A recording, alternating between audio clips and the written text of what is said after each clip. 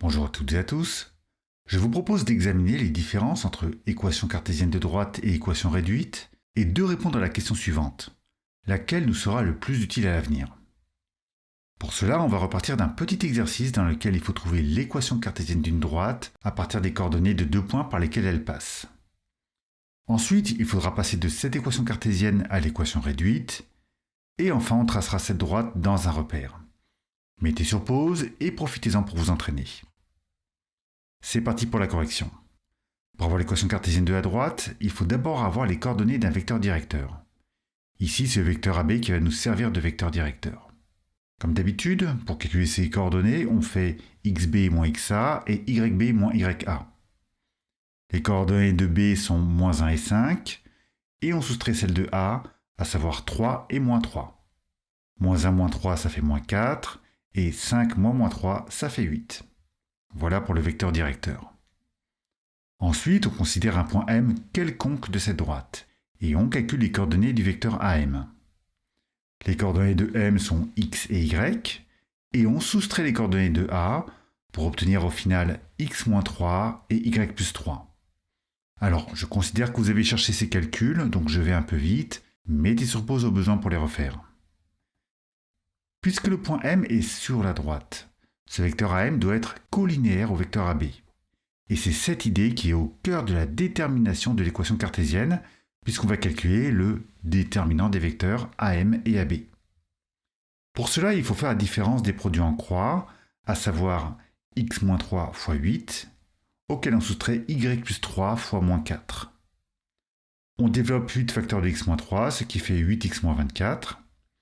Ensuite, on développe moins 4 facteurs de y plus 3. Ne vous perdez pas à cause du double signe moins. On obtient plus 4y plus 12.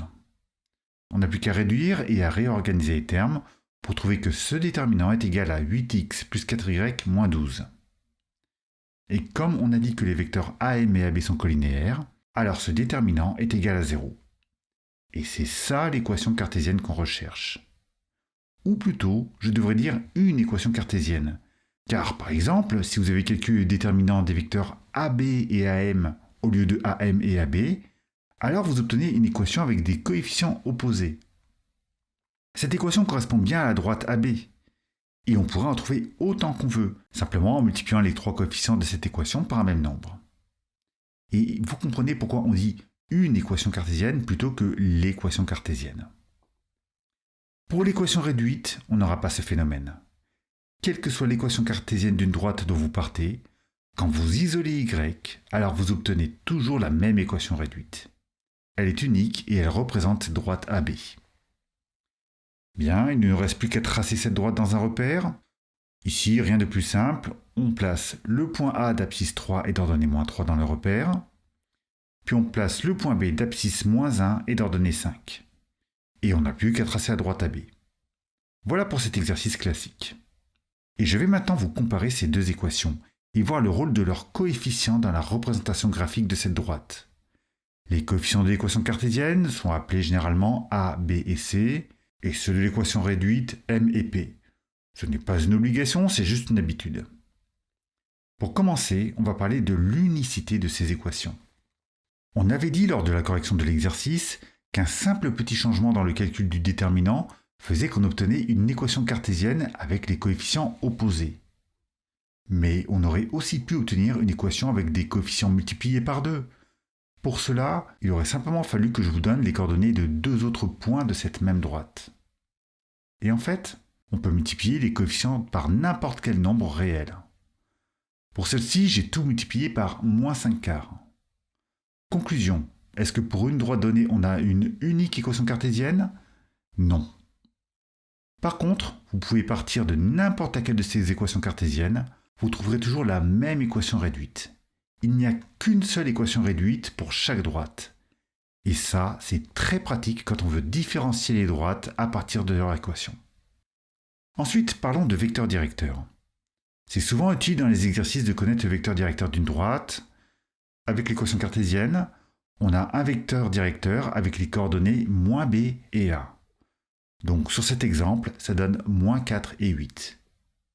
Si vous regardez sur la représentation graphique, c'est ce vecteur directeur. Il correspond au vecteur AB.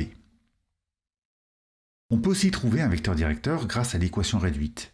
C'est le vecteur de coordonnées 1 et m. Alors, j'ouvre une parenthèse pour vous rappeler que vous trouverez toutes ces propriétés et leurs démonstrations dans les vidéos précédentes. Fin de la parenthèse.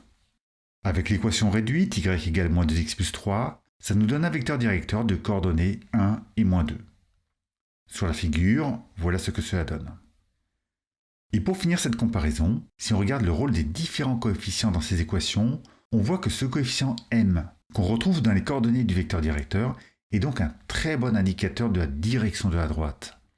Et c'est pour cela qu'on l'appelle le coefficient directeur. Et on l'appelle aussi souvent la pente de la droite. Quant au nombre p, on l'appelle ordonné à l'origine, car il correspond à l'intersection de la droite avec l'axe des ordonnées. Regardez sur le graphique à gauche, la droite coupe l'axe des ordonnées au niveau de plus 3, ce qui correspond bien à l'ordonnée à l'origine de l'équation y égale à moins 2x plus 3. Du côté de l'équation cartésienne, par contre, les coefficients ne représentent rien de visible sur la représentation graphique, à part bien sûr les coordonnées d'un vecteur directeur. Voilà pour ce tour d'horizon concernant les deux types d'équations de droite. Et je pense que vous comprenez un peu mieux pourquoi, quand on parle d'équation de droite, sans préciser davantage, il s'agit de l'équation réduite. Le fait que pour une droite il n'y ait qu'une seule équation réduite, et le fait que ces coefficients se retrouvent facilement sur la représentation graphique, font qu'une équation réduite constitue une excellente traduction algébrique de ce qu'est une droite. Cependant, n'enterrons pas trop rapidement les équations cartésiennes. Elles ont aussi leur utilité, et vous aurez encore l'occasion de voir et d'utiliser des équations cartésiennes à l'avenir.